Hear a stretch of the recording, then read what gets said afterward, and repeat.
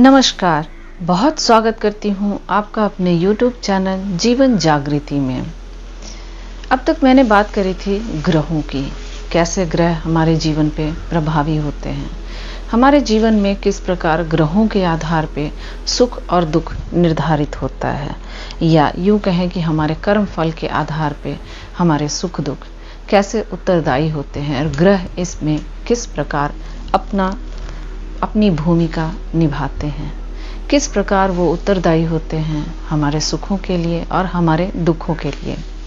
कहते हैं अगर आपके ग्रह आपके पक्ष में हैं तो जीवन में आपको हर वो संपन्नता प्राप्त होती है जिसके आप इच्छुक होते हैं।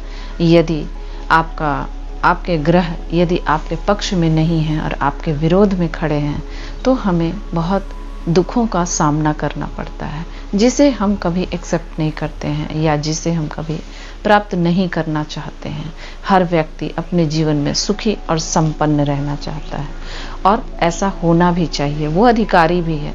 इस धरती पे जो भी मनुष्य आए हैं या जो भी जीव आए हैं उन्हें सुखी रहने का, खुश रहने का पूरा अधिकार है। ईश्वर उन्हें आशीर्वाद देकर इस धरती पर भेजते हैं सुखी रहने के लिए, लेकिन हम कहीं न कहीं अपने विचारों और अपने कर्म के बंधन में बंध के दुखों का सामना करते हैं। इसमें बहुत उत्तरदायी होते हैं हमारे ग्रह।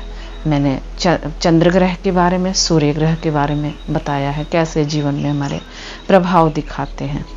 अब मैं आगे बताऊंगी मंगल ग्रह के बारे में, कैसे मंगल ग्रह हमारे जीवन में प्रभाव रखते हैं, इसके क्या लक्षण हैं, खराब मंगल के क्या लक्षण होते हैं और अच्छे मंगल के क्या लक्षण होते हैं।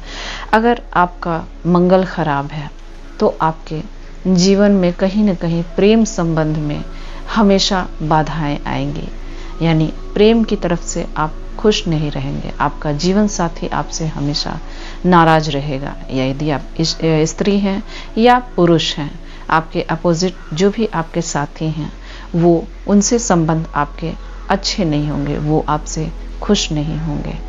मंगल अगर खराब होता है तो आपका विवाह होने में बहुत विलंब होता है, आपका करियर राइज करने में बहुत विलंब होता है। आप कोई भी कार्य करने चलते हो उसमें आपको असफलता का सामना करना पड़ता है।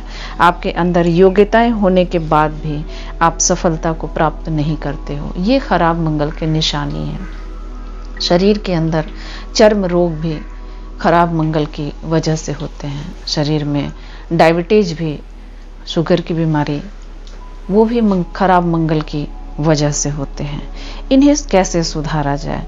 खराब मंगल हमें और क्या क्या दुख देते हैं या और किस प्रकार से हमारे जीवन में प्रभावी होते हैं।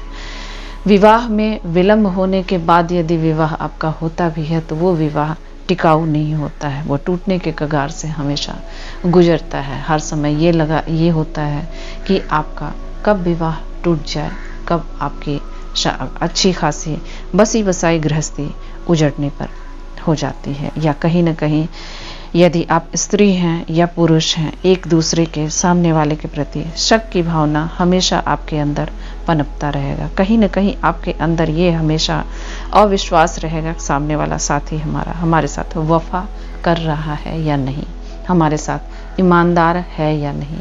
वो हमेशा एक कन्फ्यूजन बना रहेगा। इसे कैसे दूर करें? ये तो खराब मंगल के लक्षण हो गए। अब इनसे कैसे हम छुटकारा पाएं, कैसे हम इन पे अधिक से अधिक प्रभावी रूप से इनको दूर करने में हम सक्षम हों?